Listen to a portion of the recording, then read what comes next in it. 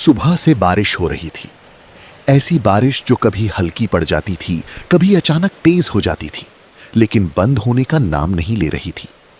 दिन भर आसमान काले बादलों से ढका रहा। शाम होते होते तो ऐसा लगने लगा जैसे सूरज निकला ही नहीं था। और अब रात के लगभग 12 बजने वाले थे। हवा की सनसनाहट, लगातार गिरती बारिश और दूर कहीं बादलों की गड़गड़ाहट मिलकर ऐसा माहौल बना रही थी कि अगर कोई अकेला इंसान उस सड़क से गुजर जाए तो खुद अपने कदमों की आवाज से डर जाए। गांव से लगभग 2 किलोमीटर दूर एक छोटा सा बस अड्डा था। बस अड्डा क्या, बस नाम का एक चबूतरा, ऊपर टीन की छत और किनारे 3 पुरानी बसें खड़ी थी। उस इलाके में विकास अभी उतना नहीं हुआ था, इसलिए रात होते ही सड़कें लगभग खाली हो जाती थी। उस रात भी वही हाल था। पूरा बस अड्डा सुनसान पड़ा था। बस एक कोने में तिरपाल तानकर 2 बूढ़े आदमी आग ताप रहे थे। उनके सामने गीली लकड़ियों का छोटा सा अलाव जल रहा था। आग कभी तेज होती, कभी धुआं छोड़ने लगती, लेकिन दोनों बूढ़े बड़े आराम से बैठे थे, जैसे उन्हें इस बारिश, इस अंधेरी और इस सुनसान माहौल की आदत हो। तभी दूर सड़क पर 2 परछाइयां दिखाई दी। 2 लड़के, दोनों के कंधों पर बैग लटके हुए थे। दोनों पूरी तरह भीगे हुए। उनके जूते कीचड़ से सने हुए थे। कई किलोमीटर पैदल चलने की थकान उनके चेहरे पर साफ दिखाई दे रही थी। उनका नाम था अमन और निखिल। दोनों शहर से अपने गांव लौट रहे थे, लेकिन खराब मौसम ने उनकी पूरी यात्रा बिगाड़ दी थी। अमन तिरपाल के नीचे पहुंचा। उसने अपने बैग को जमीन पर रखा, फिर दोनों हाथ आग की तरफ फैलाकर कुछ देर तक गर्मी लेने लगा। करीब आधा मिनट तक कोई कुछ नहीं बोला, बस बारिश की आवाज सुनाई देती रही। फिर अमन ने बूढ़ों की तरफ देखा और बोला, बाबा, सच कहूं तो आज जितनी परेशानी हुई है ना, उतनी शायद पिछले पूरे साल में नहीं हुई होगी। सुबह जब मैं और मेरा दोस्त शहर से निकले थे, तब मौसम इतना ख़राब नहीं था। हम लोग बड़े आराम से बस में बैठे थे, रास्ते भर हंसी मजाक करते रहे। हमने तो सोचा था कि शाम तक घर पहुंच जाएंगे, माँ के हाथ का खाना खाएंगे और आराम करेंगे। लेकिन दोपहर के बाद अचानक मौसम ऐसा बदला कि सब कुछ उल्टा हो गया। पहले बस खराब हो गई, फिर दूसरी बस मिलने में देर हो गई, फिर सड़क पर पानी भर गया। उसके बाद हमें कई किलोमीटर पैदल चलना पड़ा। रास्ते में एक भी ढंग की दुकान नहीं मिली जहाँ रुककर आराम कर सकें। और अब यहाँ आकर ऐसा लग रहा है जैसे किसी दूसरी दुनिया में पहुँच गए हों। पूरा बस अड्डा खाली पड़ा है। 3 बसें खड़ी हैं। दूर दूर तक कोई आदमी दिखाई नहीं दे रहा। और आप दोनों इस बारिश में यहाँ आराम से बैठे हुए हैं, जैसे आपको किसी बात की चिंता ही नहीं है। इसलिए मैं पूछना चाहता हूँ कि गांव जाने वाली बस आखिर कब मिलेगी, और अगर देर है तो क्या यहाँ रात बिताना सुरक्षित रहेगा? बेटा, तुम्हारी बातें सुनकर मुझे अपने जवान दिनों की याद आ गई। एक समय था जब मैं भी बिल्कुल तुम्हारी तरह सोचता था। मुझे लगता था कि दुनिया की हर परेशानी का कोई ना कोई सीधा जवाब होता है। अगर बस लेट है तो उसका कारण होगा, अगर रास्ता खराब है तो उसका कारण होगा, अगर कोई आदमी डर रहा है तो उसका भी कोई कारण होगा। लेकिन उम्र बढ़ने के साथ इंसान बहुत कुछ देखता है। ऐसी चीजें भी देखता है जिनका जवाब किताबों में नहीं मिलता। अब तुम पूछ रहे हो कि बस कब जाएगी। सच बताऊं तो इसका जवाब मेरे पास भी नहीं है। ड्राइवर सो रहा है, मौसम खराब है, सड़क पर जगह जगह पानी भरा हुआ है। हो सकता है 1 घंटे में बस चल पड़े, हो सकता है सुबह होने तक यहीं खड़ी रहे। लेकिन मुझे बस की चिंता नहीं है। मुझे चिंता इस बात की है कि तुम दोनों किस रात यहाँ आ पहुँचे हो, क्योंकि इस इलाके में बरसात की कुछ रातें ऐसी होती हैं जिन्हें पुराने लोग आज भी अच्छा नहीं मानते।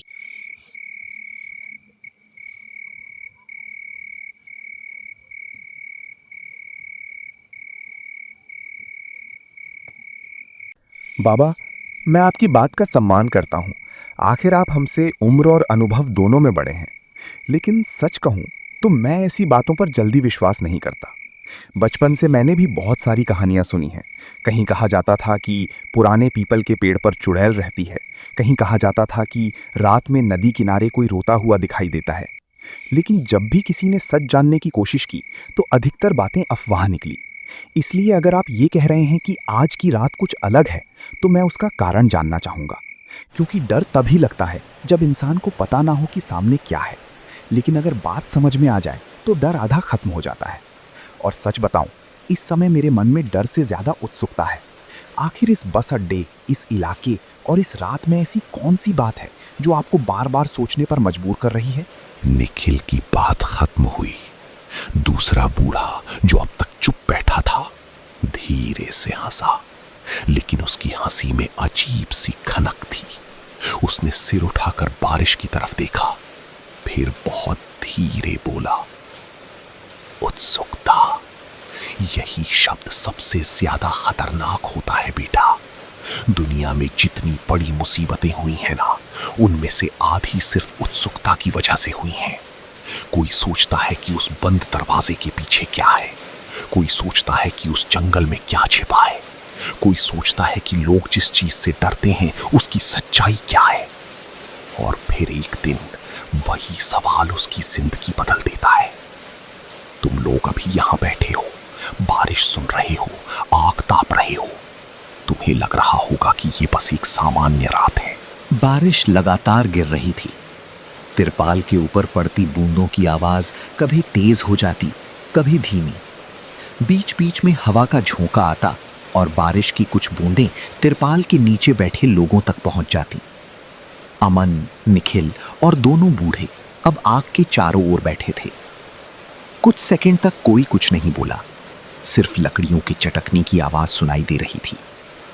अचानक दूर कहीं से किसी कुत्ते के रोने की आवाज आई, एक लंबी, अजीब, बेचैन कर देने वाली आवाज।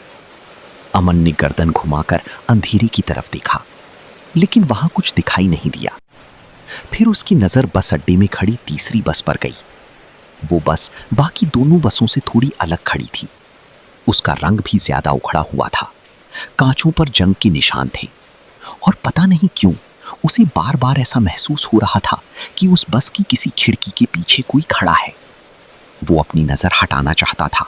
बाबा, अभी आपने 4 लड़कों की बात कही। सच बताऊं तो जब से हम यहाँ बैठे हैं, मेरे मन में बार बार यही सवाल घूम रहा है कि आखिर इस इलाके में ऐसा क्या हुआ था जिसे लोग आज तक नहीं भूले। मैं बचपन से कहानियाँ सुनता आया हूँ, कुछ सच्ची होती थीं, कुछ बढ़ा चढ़ा कर बताई जाती थी, लेकिन हर कहानी के पीछे कोई ना कोई घटना ज़रूर होती है। आपने जिस तरह उन 4 लड़कों का जिक्र किया, उससे लग रहा है कि आप उन्हें सिर्फ जानते नहीं थे, बल्कि शायद उनके बहुत करीब भी थे। और अगर ऐसा है तो मैं पूरी बात शुरुआत से सुनना चाहता हूँ। आखिर वे लड़के कौन थे? क्या वे भी इसी गांव के थे? और सबसे बड़ी बात, ऐसा क्या हुआ कि आज भी उस घटना का असर लोगों के दिलों में बाकी है? क्योंकि आपकी आवाज़ सुनकर लग रहा है कि ये सिर्फ कोई पुरानी कहानी नहीं, बल्कि ऐसा जख्म है जो आज भी भरा नहीं है। तुम ठीक कह रहे हो बेटा, वो कोई साधारण कहानी नहीं है। और हाँ, मैं उन लड़कों को अच्छी तरह जानता था, इतना अच्छी तरह कि आज भी उनकी हंसी मेरे कानों में गूंजती है। आज भी जब आंख बंद करता हूं तो उनके चेहरे दिखाई देते हैं। उन चारों में से एक लड़का ऐसा था जो हर समय मजाक करता रहता था, दूसरा हर बात को चुनौती समझता था, तीसरा थोड़ा समझदार था लेकिन दोस्तों के साथ बह जाता था, और चौथा लड़का बहुत शांत था, कम बोलता था, लेकिन जब बोलता था तो बाकी तीनों भी उसकी बात सुनते थे। चारों बचपन से साथ बड़े हुए थे, साथ पढ़े, साथ खेली, साथ घूमे, और शायद यही वजह थी कि जब उनमें से किसी एक ने कोई पागलपन भरा विचार दिया तो बाकी तीनों भी उसके साथ चल पड़े। उन दिनों गांव आज जितना विकसित नहीं था, जंगल ज्यादा घने थे, रास्ते ज्यादा सुनसान थे, और लोगों के मन में पुराने डर आज से कहीं ज्यादा जिंदा थे। गांव के बुजुर्ग हमेशा एक जगह का नाम लेने से बचते थे। अगर कोई बच्चा भी पूछ लेता तो वे बात बदल देते, अगर कोई जिद करता तो डांट कर चुप करा देते। वो जगह थी काला कुआं। बूढ़े ने ये नाम लेते ही कुछ पल के लिए बोलना बंद कर दिया। आग की लपटें उसके चेहरे पर पड़ रही थीं, लेकिन अब उसका चेहरा पहले से ज्यादा गंभीर दिखाई दे रहा था। निखिल ध्यान से सुन रहा था। उसने अपने हाथ आग के पास करते हुए कहा, बाबा, मुझे लगता है कि अब हमें कहानी की शुरुआत तक पहुंच जाना चाहिए, क्योंकि जितनी देर आप लोग रहस्य बनाकर रखेंगे उतना ही हमारे दिमाग में अलग अलग बातें चलती रहेंगी। आपने बताया कि गांव के लोग काले कुएं से डरते थे। आपने ये भी बताया कि 4 दोस्त वहां जाने का फैसला कर बैठे थे। लेकिन मैं ये जानना चाहता हूं कि आखिर उन्हें उस कुएं के बारे में पहली बार किसने बताया था? क्या उन्होंने सिर्फ अफवाह सुनकर जाने का फैसला कर लिया था, या फिर कोई ऐसी घटना हुई थी जिसने उन्हें चुनौती लेने पर मजबूर कर दिया? कारण था बेटा, और बहुत बड़ा कारण था। उन चारों को लगता था कि पूरा गांव डरपोक है। उन्हें लगता था कि बुजुर्ग लोग पुरानी बातें बढ़ा चढ़ा कर बताते हैं। विक्रांत सबसे ज्यादा यही कहता था। वो अक्सर चौपाल में बैठकर बुजुर्गों से बहस कर लिया करता था। एक दिन गांव के मंदिर के बाहर कुछ बूढ़े बैठे हुए थे। वहीं पर पहली बार उसने काले कुएं की कहानी सुनी। एक बूढ़े ने कहा था कि आधी रात के बाद उस कुएं के पास किसी को नहीं जाना चाहिए। दूसरे ने कहा था कि अगर कोई वहां अपना नाम पुकार दे तो उसके साथ अनहोनी हो सकती है। बस यही बात विक्रांत के दिमाग में अटक गई। उसे लगा कि ये सब अंधविश्वास है। उसने वहीं सबके सामने कहा कि वो खुद जाकर देखेगा कि उस कुएं में आखिर ऐसा क्या है जिससे लोग इतने सालों से डरते आ रहे हैं।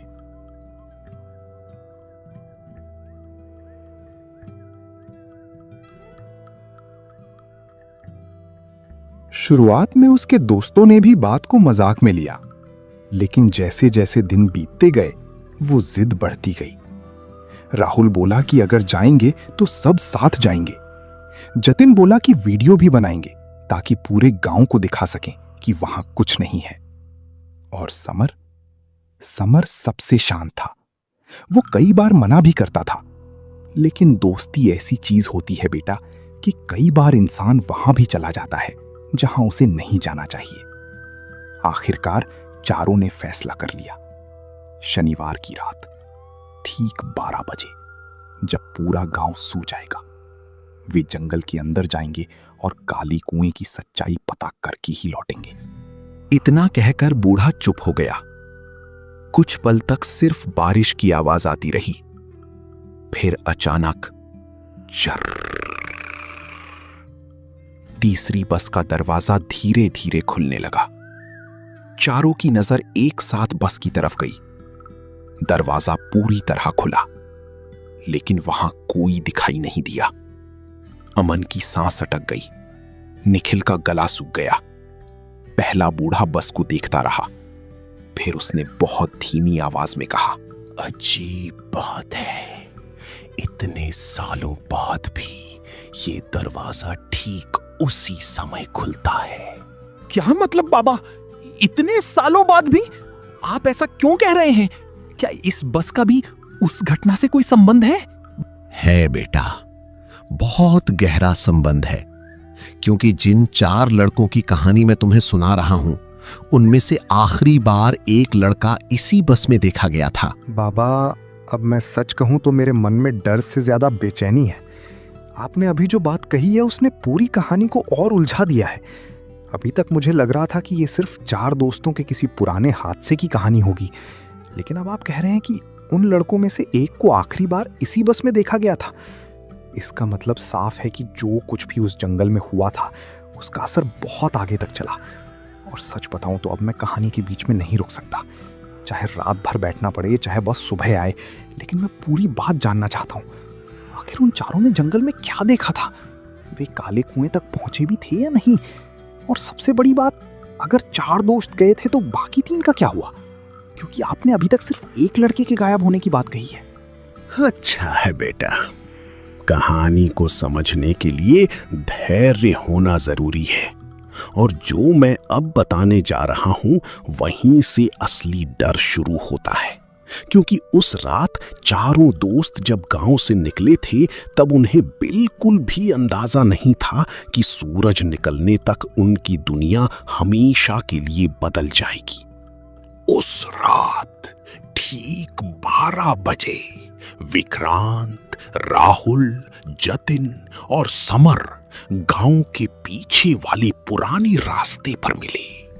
चारों के हाथ में टॉर्च थी, 2 मोबाइल थी, एक छोटा कैमरा भी था और चारों के चेहरे पर उत्साह साफ दिखाई दे रहा था। देखो भाई, मैं एक बात अभी साफ कर देना चाहता हूं। हम लोग यहां डरने नहीं आए हैं। गांव वाले पिछले कई सालों से इस काले कुएं की कहानी सुनाते आ रहे हैं। कोई कहता है वहां आत्मा है, कोई कहता है वहां श्राप है, कोई कहता है वहां से रोने की आवाज आती है, लेकिन आज तक किसी ने कोई सबूत नहीं दिखाया। इसलिए आज हम लोग जो भी देखेंगे रिकॉर्ड करेंगे। कल पूरा गांव देखेगा कि ये सब सिर्फ अफवाह थी, और अगर सच में वहां कुछ अजीब निकला तो कम से कम हमारे पास उसका प्रमाण होगा। इसलिए कोई भी घबराएगा नहीं। चाहे कुछ भी दिखाई दे, हम चारों साथ रहेंगे और बीच रास्ते से वापस नहीं लौटेंगे। भाई, मैं तो इसी दिन का इंतजार कर रहा था। गांव के लोग ऐसे डरते हैं जैसे जंगल के अंदर कोई राक्षस बैठा हो। मुझे तो लगता है कि वहां कुछ भी नहीं मिलेगा। हाँ, अगर कोई जंगली जानवर निकल आया तो अलग बात है, लेकिन भूत प्रेत जैसी चीजों पर मैं आज तक विश्वास नहीं करता। और अगर सच में कोई आत्मा वात्मा हुई भी ना, तो आज उसकी भी फोटो निकालकर गांव में वायरल कर देंगे। फिर देखते हैं लोग क्या कहते हैं। लेकिन समर नहीं हंसा। वो चुपचाप जंगल की तरफ देख रहा था। विक्रांत ने पूछा, क्या हुआ? समर कुछ सेकंड चुप रहा, फिर बोला, मुझे नहीं पता क्यों, लेकिन आज का माहौल थोड़ा अलग लग रहा है। मैं डर नहीं रहा हूं, लेकिन जब हम लोग गांव से निकल रहे थे ना, तब मुझे ऐसा लगा जैसे कोई हमें देख रहा हो। और अभी भी वही एहसास हो रहा है, जैसे जंगल के अंदर कोई पहले से हमारा इंतजार कर रहा हो। चारों जंगल के अंदर चलने लगे। बारिश उस समय नहीं हो रही थी, लेकिन जमीन पूरी तरह गीली थी। चारों तरफ घना अंधेरा फैला हुआ था। पेड़ों की शाखाएं हवा में हिल रही थीं। कभी कभी कोई पक्षी अचानक उड़ जाता तो सबकी नजर उधर चली जाती।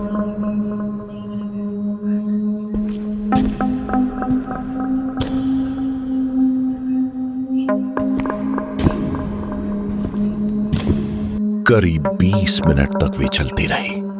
फिर अचानक समर रुक गया। रुको। बाकी तीनों भी रुक गए। विक्रांत बोला, क्या हुआ? समर ने धीरे से कहा, तुम लोगों को कोई आवाज सुनाई दे रही है क्या? सब चुप हो गए। पहले कुछ नहीं सुनाई दिया, फिर बहुत दूर से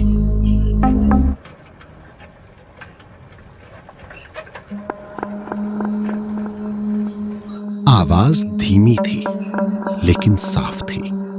जंगल के बीचों बीच आधी रात में चारों ने एक दूसरे की तरफ देखा। जतिन बोला, यहां हैंडपंप कहां से आ गया? राहुल बोला, शायद कोई खेत होगा आगे।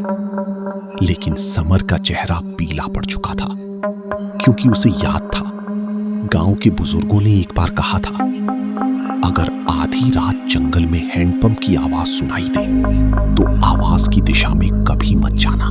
विक्रांत ने टॉर्च सीधी की और बोला, अब तो उधर ही चलेंगे। चारों उस आवाज की तरफ बढ़ने लगे। जितना आगे बढ़ते आवाज उतनी साफ होती जाती।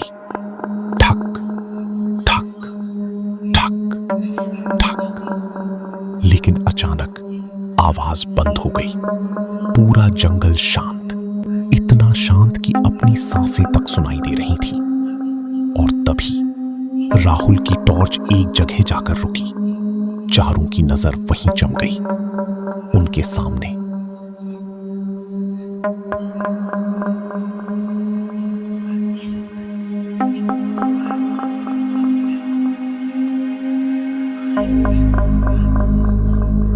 बाबा, अब मैं झूठ नहीं बोलूंगा।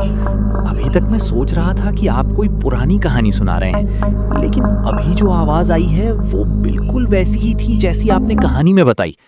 और सबसे अजीब बात यह है कि ये कोई एक बार नहीं हुआ। जब से हम यहाँ बैठे हैं, मुझे कई बार ऐसा लग चुका है कि इस बस अड्डे के आसपास कोई है। कभी ऐसा लगता है कि कोई पेड़ों के पीछे खड़ा है, कभी ऐसा लगता है कि कोई सड़क के उस पार से हमें देख रहा है। मैं डरना नहीं चाहता, लेकिन इंसान हूँ, दिमाग में सवाल उठना स्वाभाविक है। और अब तो मुझे ये भी लगने लगा है कि शायद जिस कहानी को हम सुन रहे हैं वो सिर्फ अतीत की कहानी नहीं है। बेटा, डर और सच्चाई में बहुत कम दूरी होती है। कई बार इंसान जिस चीज को अंधविश्वास समझता है वही उसके सामने खड़ी होती है। लेकिन अभी अपने मन को संभाल कर रखो, क्योंकि जो मैं अब बताने जा रहा हूँ वो उस रात का सबसे महत्वपूर्ण हिस्सा है। वही हिस्सा जिसने 4 दोस्तों की जिंदगी बदल दी थी, और वही हिस्सा है जहां से दोनों अलग अलग घटनाओं का रहस्य एक दूसरे से जुड़ना शुरू हुआ था। क्योंकि जिस हैंडपंप के पास उन लोगों ने पैरों के निशान देखे थे वो साधारण निशान नहीं थे। उन निशानों का संबंध उस लड़की से भी था जिसकी मौत कई साल पहले हुई थी, और उस बूढ़े आदमी से भी था जिसे लोग बर्फ वाला प्रेत कहते थे। उधर जंगल में चारों दोस्त हैंडपंप के सामने खड़े थे। टॉर्च की रोशनी सीधे कीचड़ पर पड़ रही थी। नंगे पैरों के निशान साफ दिखाई दे रहे थे। विक्रांत झुककर उन्हें ध्यान से देखने लगा। देखो, एक बात तो साफ है, ये निशान अभी अभी बने हैं। बारिश नहीं हुई है, हवा भी ज्यादा नहीं चली है, इसलिए निशान बिल्कुल ताजा लग रहे हैं। और सबसे अजीब बात यह है कि यहाँ इंसान के आने का कोई कारण नहीं है। आधी रात का समय है, जंगल का बीच है, आसपास कोई घर नहीं, कोई खेत नहीं, कोई रास्ता नहीं। फिर भी कोई नंगे पैर यहाँ तक आया और फिर उसी दिशा में चला गया जहाँ काला कुआं है। अब चाहे जो भी हो, मुझे लगता है कि हमें वापस नहीं लौटना चाहिए। हम यहाँ तक आ चुके हैं। अगर अभी लौट गए तो जिंदगी भर सोचते रहेंगे कि आगे क्या था, और मैं नहीं चाहता कि मेरे मन में ये सवाल हमेशा जिंदा रहे। सच कहूं तो मैं भी यही सोच रहा हूँ। डर मुझे भी लग रहा है, लेकिन डर का मतलब ये नहीं कि हर चीज से भाग जाया जाए। गांव वाले वर्षों से इस जगह की कहानियां सुनाते आए हैं। कोई कहता है रोती हुई लड़की दिखाई देती है, कोई कहता है हैंडपंप अपने आप चलता है, कोई कहता है एक बूढ़ा आदमी तालाब के ऊपर चलता हुआ दिखाई देता है। लेकिन किसी ने कभी ये नहीं बताया कि इन सब चीजों का आपस में संबंध क्या है। मुझे लगता है कि हम पहली बार उस रहस्य के इतने करीब पहुंचे हैं, और अगर हम अभी पीछे हट गए तो शायद कभी सच नहीं जान पाएंगे। इसलिए मैं आगे जाऊंगा, चाहे जो भी हो। चारों निशानों का पीछा करते हुए आगे बढ़ने लगे। जंगल और घना होता जा रहा था। कुछ मिनट बाद उन्हें दूर एक पीली रोशनी दिखाई दी। जंगल के बीच, जहां किसी रोशनी का होना असंभव था। समर रुक गया। चारों धीरे धीरे उस तरफ बढ़े। जितने करीब पहुंचते गए उतना ही उनका डर बढ़ता गया, क्योंकि वो रोशनी किसी लालटेन से आ रही थी, और लालटेन पकड़े एक लड़की खड़ी थी। सफेद कपड़े, खुले बाल, नंगे पैर, और सबसे अजीब बात, उसके पैरों के नीचे वही कीचड़ था जिसमें निशान बने थे। विक्रांत ने हिम्मत करके आवाज लगाई, सुनो, तुम कौन हो? बिना पीछे देखे बोली, अगर सच जानना चाहते हो तो मेरे पीछे आओ। उसकी आवाज सुनते ही चारों के शरीर में सिहरन दौड़ गई। आवाज किसी लड़की की थी, लेकिन उसमें जैसे कई आवाजें एक साथ मिल रही थी। फिर भी चारों उसके पीछे चल पड़े। करीब 10 मिनट बाद वे एक सूखे तालाब के किनारे पहुंचे, और तालाब के बीच जो चीज उन्होंने देखी उसे देखकर चारों के पैरों तली जमीन खिसक गई। तालाब के बीचों बीच एक बूढ़ा आदमी खड़ा था। लेकिन इससे पहले कि कोई कुछ समझ पाता, लड़की ने पहली बार पीछे मुड़कर चारों को देखा। उसकी आंखों में आंसू थे, और उसने बहुत धीमी आवाज में कहा, उसने मुझे कैद किया था। चारों एकदम चौंक गए। विक्रांत बोला, किसने? लड़की ने तालाब की दूसरी तरफ इशारा किया। चारों देखा, और वहां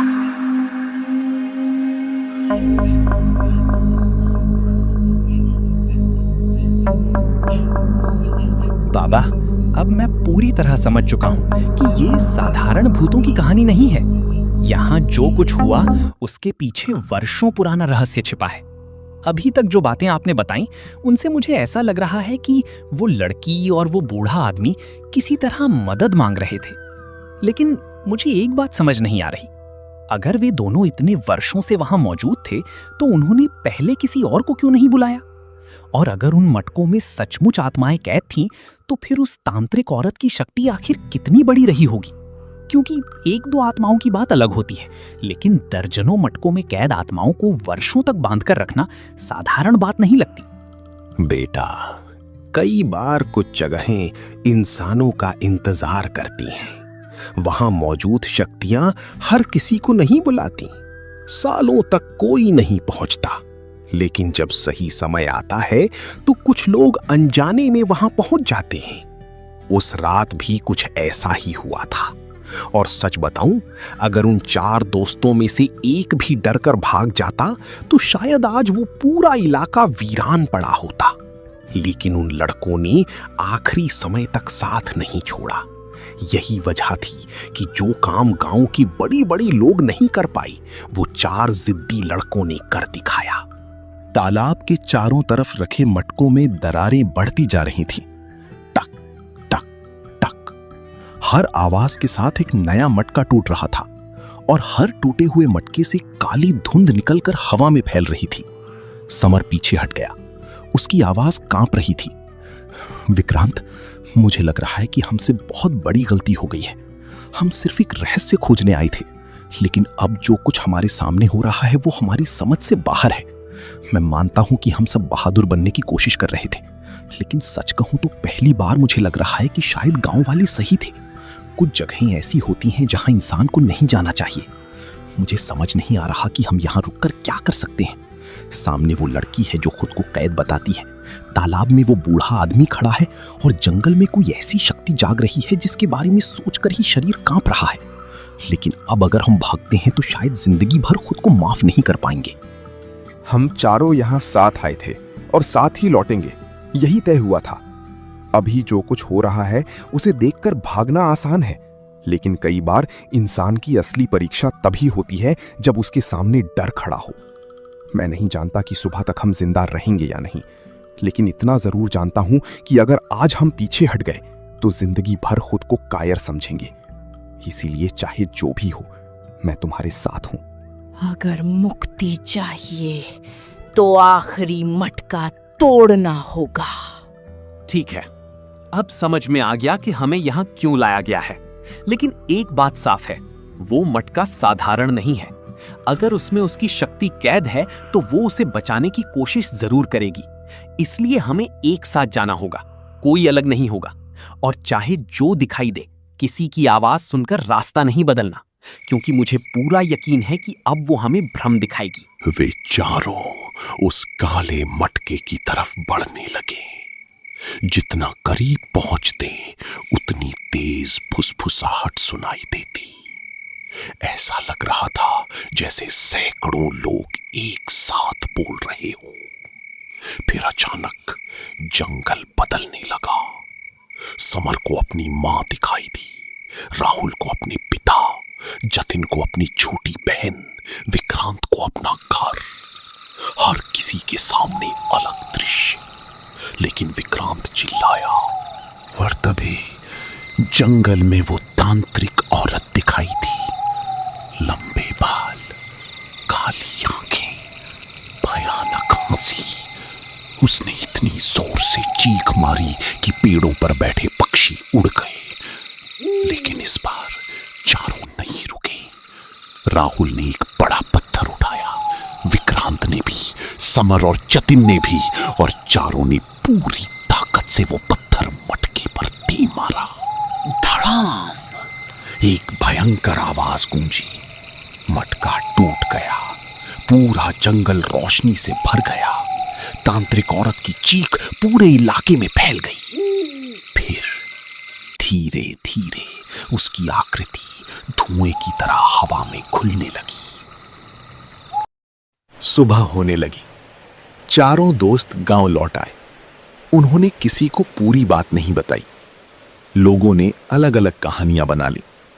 किसी ने कहा उन्होंने भूत देखा, किसी ने कहा वे झूठ बोल रहे हैं, किसी ने कहा जंगल में कुछ था ही नहीं। लेकिन एक बात सच थी, उस रात के बाद कभी हैंडपंप अपने आप नहीं चला, कभी रोती हुई लड़की नहीं दिखाई दी, कभी तालाब के पास बूढ़ा आदमी नहीं दिखा, और काले कुएं का डर धीरे धीरे खत्म हो गया।